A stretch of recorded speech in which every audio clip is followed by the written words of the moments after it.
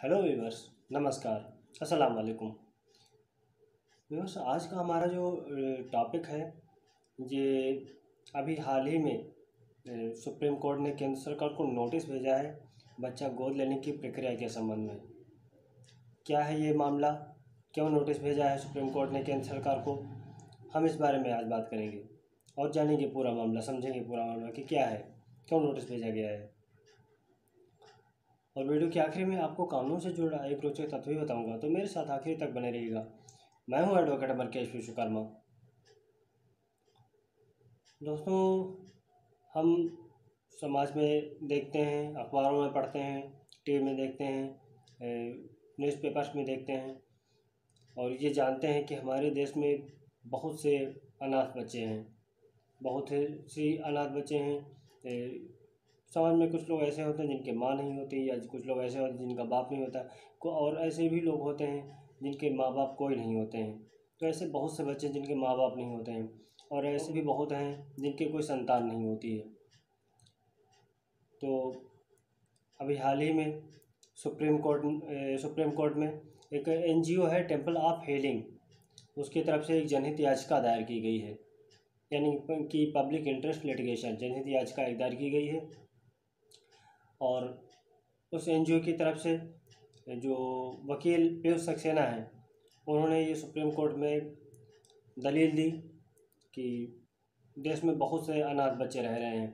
देश में करीब 3 करोड़ अनाथ बच्चे हैं और इतने ही निसंतान दंपत्ति भी हैं जो बच्चों को गोद लेना चाहते हैं। उनके पास अच्छी खासी प्रॉपर्टी है, वो चाहते हैं कि प्रॉपर्टी का कोई वारिस हो, कोई उत्तराधिकारी बने आगे चल के, तो बच्चों को गोद लेना चाहते हैं और वो निसंतान हैं। और बहुत से ऐसे बच्चे हैं जिनके माँ बाप नहीं हैं, जो बाल आश्रम में हैं और या फिर सड़कों पर जीवन बिता रहे हैं, या फिर ऐसे होटलों में काम कर रहे हैं, रेलवे स्टेशन पे काम कर रहे हैं, बहुत जगहों पे काम कर रहे हैं। ऐसे बहुत से बच्चे हैं जो चाहते हैं कि उन्हें भी माँ बाप का प्यार मिले। तो जो बच्चा गोद लेने की प्रक्रिया है वो बहुत ही जटिल है। इसकी जटिलता ख़त्म की जानी चाहिए। वकील पीयूष सक्सेना ने ये भी कहा कि इस जटिलता को अगर ख़त्म कर दिया जाए तो बहुत से जो निसंतान दंपत्ति हैं वो आसानी से बच्चों को गोद ले सकते हैं और बच्चों को भी माँ बाप का प्यार मिल जाएगा। जस्टिस DY चंद्रचूड़ और जस्टिस सूर्यकांत की पीठ ने इस मामले की सुनवाई की और उन्होंने केंद्र सरकार को नोटिस भेजा है और 4 हफ्तों में इसका जवाब देने को कहा है।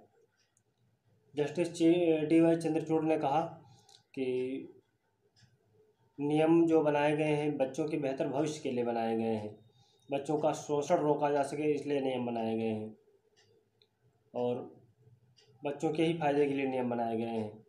जो भी गोद लेने की प्रक्रिया के संबंध में नियम कठिन बनाए गए वो बच्चों के लिए, बच्चों के बेहतर भविष्य के लिए ही बनाए गए हैं।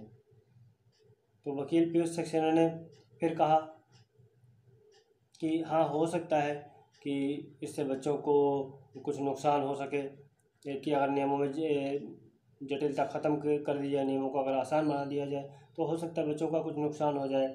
और लेकिन कुछ माँ बाप गलत हो सकते हैं, कुछ लोग गलत हो सकते हैं, हर कोई गलत नहीं हो सकता है।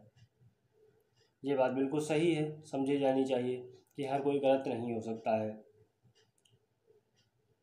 दोस्तों, ये बात बहुत ज़रूरी है, ये बात बहुत अच्छे से समझने की है कि हमारे देश में अन्न बहुत है, लेकिन ऐसे बहुत से बच्चे हैं जो भूखे रह जाते हैं, भूखे पेट सो जाते हैं, उनका कोई नहीं होता है।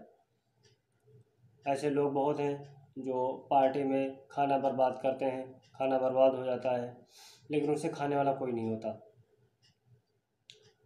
और ऐसे लोग होते हैं जिनके पास बहुत सी प्रॉपर्टी है, बहुत कुछ है, लेकिन उनका उत्तराधिकारी कोई नहीं है उसका, जो घर का सोनापन मिटा सके। और ऐसे बच्चे भी बहुत हैं जो उनके भी माँ बाप हों, जो औरों को देखते हैं, तो क्या आपको नहीं लगता कि नियमों की वास्तव में जो ये याचिका सुप्रीम कोर्ट में पेश की गई है ये बिल्कुल उचित है, ये पेश की जानी चाहिए थी? और जो एनजीओ टेम्पल ऑफ हीलिंग की तरफ से वकील पीयूष सक्सेना ने कहा उनकी बात बिल्कुल सही है? अगर हाँ तो आप कमेंट बॉक्स में ज़रूर टाइप कीजिएगा, ज़रूर लिखिएगा। आपके राय का, आपके सुझाव का हमें इंतज़ार रहता है। और अब मैं आपको कानून से जुड़ा एक रोचक तथ्य बताता हूँ। दोस्तों, पुर्तगाल में समुद्र में पेशाब करना गैर कानूनी माना जाता है।